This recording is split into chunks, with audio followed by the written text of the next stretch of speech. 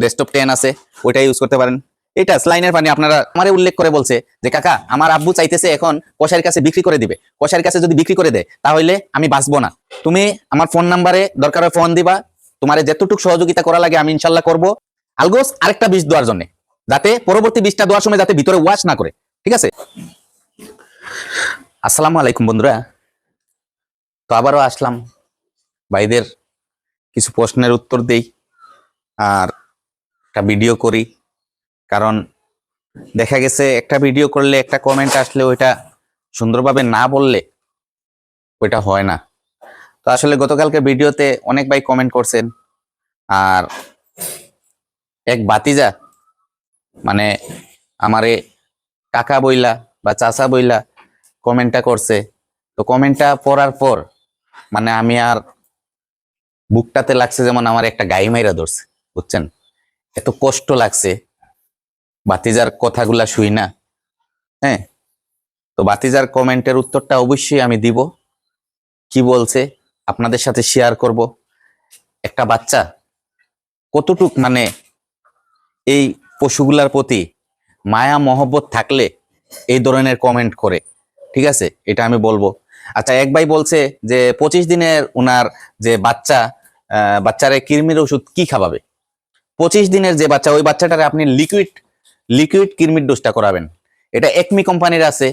হ্যাঁ, একমি কোম্পানির 20 ml এর একটা শিশি আছে, ওইটা 25 টাকা বা 30 টাকা নিবে, ঠিক আছে? লিকুইড ওইটাই না একবারে খাওয়াইয়া দিবেন, কোনো সমস্যা নেই। আচ্ছা, তো আরেক ভাই বলছে যে 20 লিটার দুধের গাভীরে কতটুক দানাদার দেই? হ্যাঁ, 20 লিটার দুধের গাভীরে আমরা 10 কেজি দানাদার দিই, ঠিক আছে? 20 লিটার দুধের গাভীরে 10 কেজি দানাদার দেই। 10 কেজি দানাদারের সাথে সবকিছু মিশ্রণ থাকে, ভুসি টুসি সবকিছু মিশ্রণ থাকে, ঠিক আছে? আচ্ছা, তো আরেক ভাই বলছে যে উনার যে স্লাইন ক্যালসিয়ামের কথা বলছিলাম, স্লাইনের পানি কি পানি দেই? দেখেন, স্লাইনের পানি এগুলা আছে, ভেটেনারি দোকানে গেলেও পাবেন বা আমাদের মানুষের ফার্মেসিতে গেলে পাবেন। ডেস্কটপ 10 ওইটা আপনারা ইউজ করতে পারেন স্লাইনের সাথে, ঠিক আছে? স্লাইনের পানি হিসাবে আমি বেশিরভাগ, হ্যাঁ, আমি আপনাদেরকে এটাও ইউজ করতে পারেন, এটা ইউজ করতে পারেন, বা আমি ডেস্কটপ 10টাও ইউজ করি। হ্যাঁ, দেখেন আমি ভিডিওতে দেখাইতেছি, আপনারা দেখেন, এটা আপনারা ইউজ করতে পারেন, বা ডেস্কটপ 10 আছে ওইটা ইউজ করতে পারেন। এইটা স্লাইনের পানি আপনারা যে কোনো ভেটেনারি দোকানে, মানুষের দোকানে গেলে পাবেন 1 লিটার, ঠিক আছে? তো এইটাই আমি বলতে চাই যে মনে করেন স্লাইনের পানি 1 লিটার দিবেন, 1 লিটারের সাথে যা যা দেওয়ার তো দিবেন, আমি বললাম। তো ওই যে বাতিজাটা যে আপনার কমেন্ট করছে, ওর যে 13 মাসের একটা বগনা, 85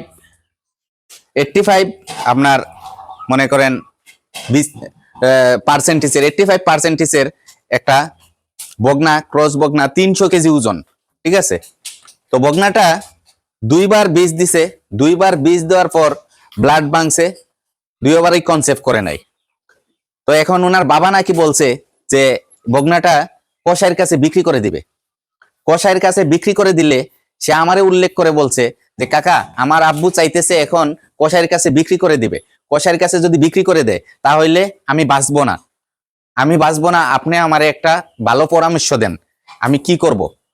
কারণ তার বাপ চাইতেছে এই বগনাটা কনসেপ্ট করে না বিদায় কসাইয়ের কাছে বিক্রি করে দিবে, আর সে আমারে উদ্দেশ্য করে বলছে যে কাকা আমার আব্বু যদি এটা যদি বিক্রি করে দেয় কসাইয়ের কাছে তাইলে আমি কিন্তু বাঁচবো না।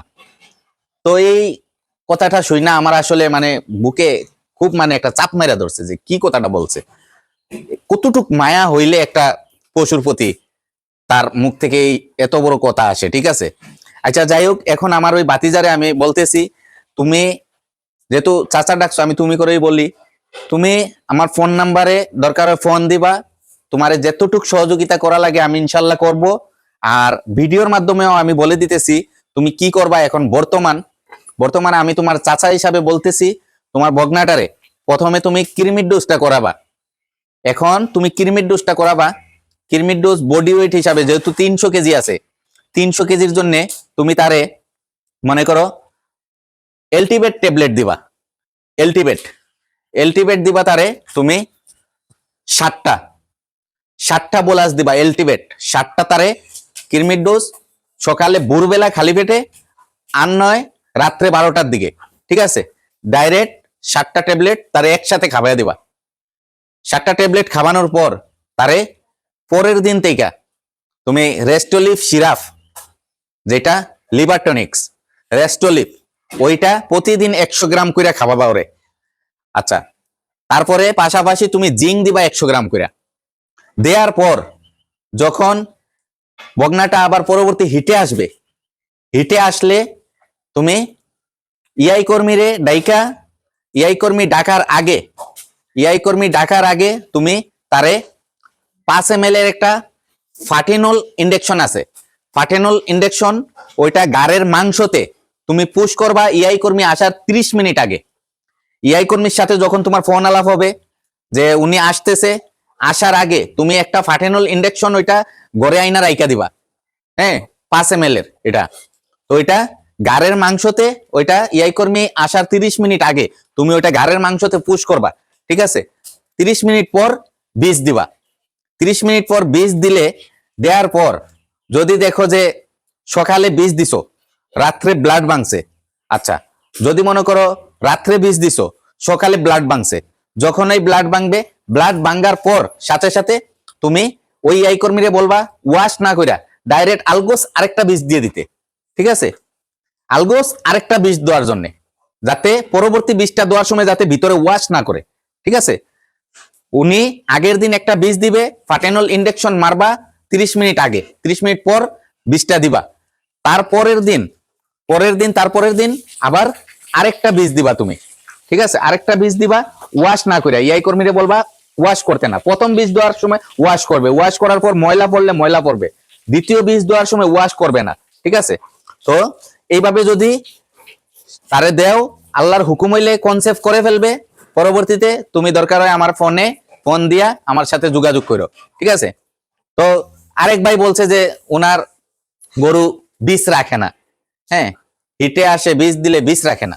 আসলে বিষ রাখে না অনেক কারণ আছে ভাই, কিছু কারণ আছে। যদি আপনার গাভীর জরাইতে কোনো সমস্যা থাকে, জরাইতে কোনো ধরনের ইনফেকশন থাকে, জরাইতে অনেক সময় মানে ডিমের মতো টিউমার জাতীয় জিনিস থাকে, ওইসব কারণে সে বিষ দিলেও বিষ কনসেপ্ট করে না, ঠিক আছে? বা কোনো গরু আছে কৃমিতে বেশি আক্রান্ত থাকলে ওই গরু বিষ কনসেপ্ট করে না, হ্যাঁ।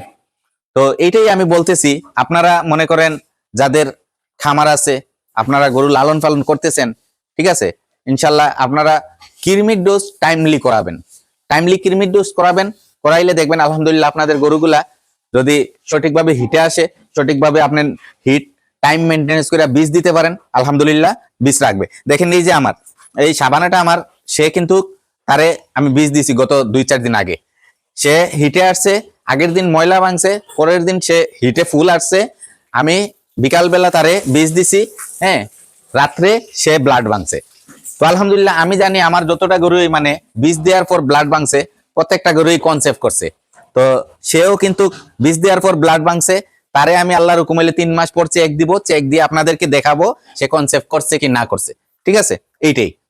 তো আমার মায়ার ভাইয়েরা যারা আমার ভিডিওটা নতুন দেখবেন, সবাইকে আমি অনুরোধ করব আমার আলমগীর এগ্রো ইউটিউব চ্যানেলটা সাবস্ক্রাইব করবেন, লাইক কমেন্ট শেয়ার করবেন। আর আমার একটা দুধবেলা পেজ আছে, ফেসবুক পেজ, দুধবেলা ফেসবুক পেজটা আপনারা ফলো দিয়ে রাখবেন।